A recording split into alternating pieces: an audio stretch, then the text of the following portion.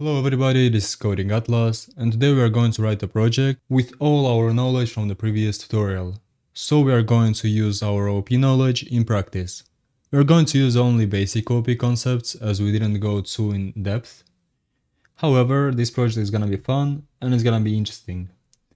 And also, don't forget, practice is one of the most important things in programming, so this project is very important to watch and to do yourself, to see how it works, maybe experiment with it, add a feature, remove a feature, and see how it behaves in general.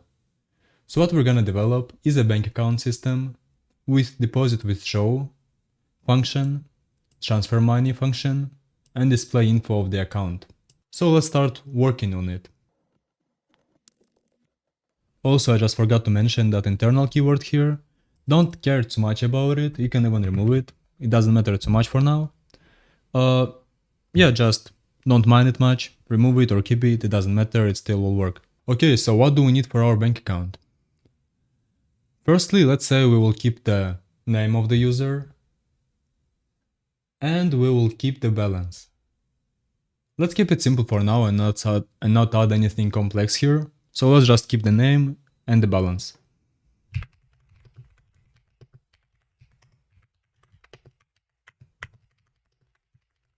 Also, I want to say that we're gonna use uint type here because int type is all integer numbers, but uint is only unsigned integers. It means it's only positive numbers and 0, because we can't have our balance negative, so we're gonna use a uint here. U stands for unsigned here. So let's start with initialization method. Normally we would use a constructor for this, but we didn't cover it in the previous video, so let's use a normal initialize method here, because we are gonna learn constructor, and constructor is much easier to use and much more convenient to use, and it's a better practice.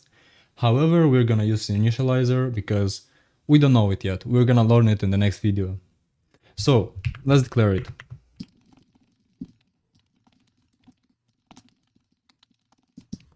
So we receive a name here, and we're sending the name of the object as the name which we give in initialize. The balance is 0 from the start. Now let's have a deposit and withdraw functions.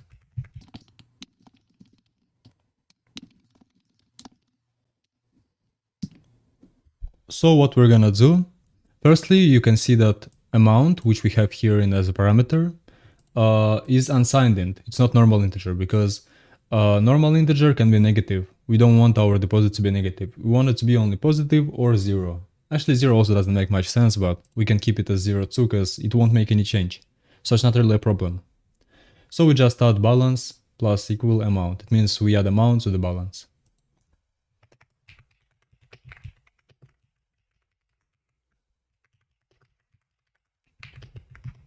Now with withdraw it's a bit more complicated because we have a scenario where balance is lower than amount. We want to withdraw more money than we have. So what we do here? Let's write a if statement. If balance minus amount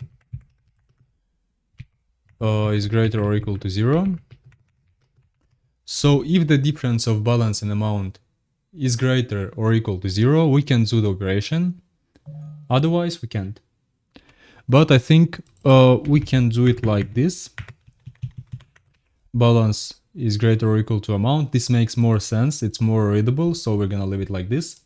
And otherwise, we just print not enough balance. And here we do balance minus equal amount. It's that simple. Before we do the transfer function, let's do the print function, just display all the info of the account.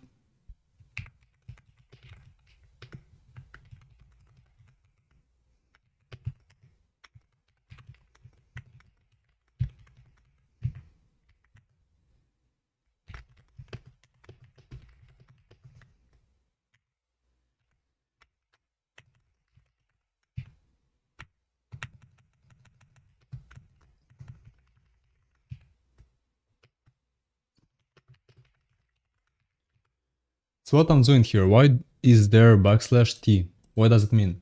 There are special characters which you can use in strings. It's \t and \n. There might be some others if I'm not wrong, but I can't really remember them. So maybe if if we'll need them in the future, I will show them. But right now, let's just say there is \n and \t. Normally when you write a backslash, it will give an error because this shows the start of a special character. If you want just to print a backslash, you put 2 backslashes and it will just give 1 backslash in the string. But we're gonna do T. T stands for tab, and \n stands for new line. So if we write it like this, it would be name, new line, and on the line down, it will be balance and the balance. But we want to use a tab here, so it will be all in one line. And we're gonna keep it simple like this. Now let's do the transfer. Public void transfer. How would we do that? We need to store, not to store, but we need to give as a parameter another bank account so we can interact with it. Let's do that. Bank account, let's call it other, and uint amount. So what's going on here? We receive a bank account basically. We receive a object of the type bank account. And we receive an amount, which is also uint, unsigned integer. So now we can interact with other bank account by writing other dot and the field or the method. So what we're gonna do here is check. Actually, we can do it like this. If other dot balance is, wait a minute. If balance is lower than amount, I mean is equal or is greater or equal to amount, we're going to do the transaction. Otherwise we're gonna say not enough money.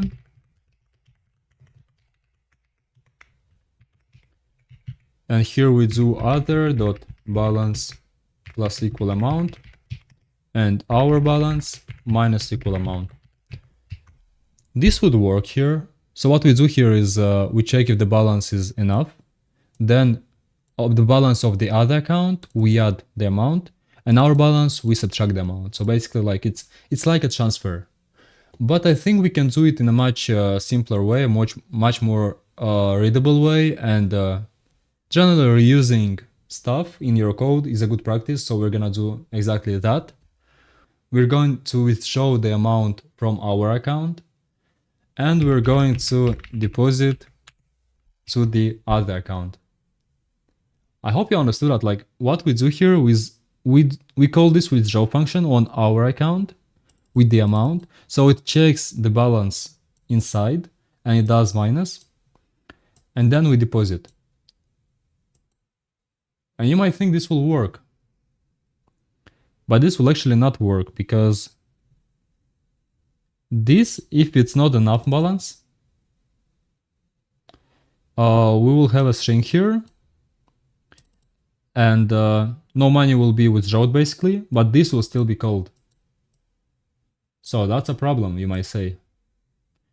What we can do here is we return everything as it was, and in a normal application this would be the case, because we don't want to call the withdraw function, which was we don't want to call the withdraw method, which was used for withdrawing the money from actual account in a transfer, because this one might have some side functionality. For example, when we withdraw, something happens in the database or something like this. But in our case, where it's so simple, we can reuse it. And to make it usable in this scenario, we're gonna return a boolean. And this boolean is gonna say if the withdrawal was successful or not. So here we return true, here we return false. And now look, if withdraw amount, we call this. So what it's gonna do, look, else, let's console.writeLine, transaction error, Not enough money. So what's going on here? Withdraw now returns a value, a true or a false. In any case, like if it was successful, it returns true. If it wasn't, it returns false. So what we are doing here is we check the result of this function, we call it, and we check the result in here. If it's true, we deposit to the other account, otherwise we don't. So this is safe and it should work. And let's see if it actually works. Let's create 2 bank accounts. Bank account. Let's call first one account 1. Create account 2, initialize them.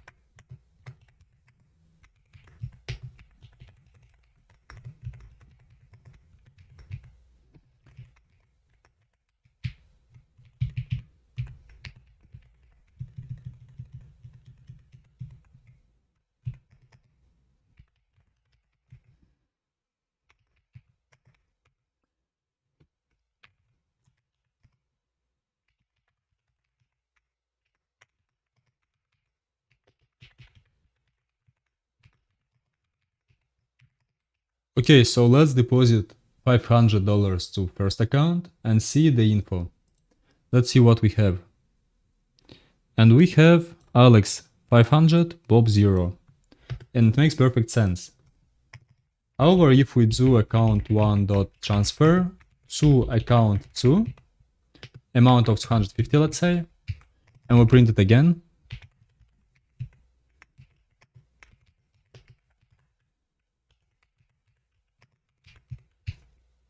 let's see. Okay, actually let's, in between, we are going to console.writeLine. Just a console.writeLine, just to keep an empty space between. So what we have here, firstly we deposit 500 to the account 1, Alex has $500, Bob has 0. Then we transfer 250 to account 2 from account 1. We print 250 to 50. It works. So it works perfectly. Now, what if we do transfer 750 and we don't have this money? Let's see what happens. Transaction error, not enough money.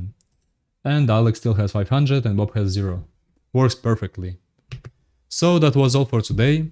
I hope you understood the topic. If you didn't, you can leave a comment below and I will answer the question. Feel free to ask anything. I'm open to answer everybody.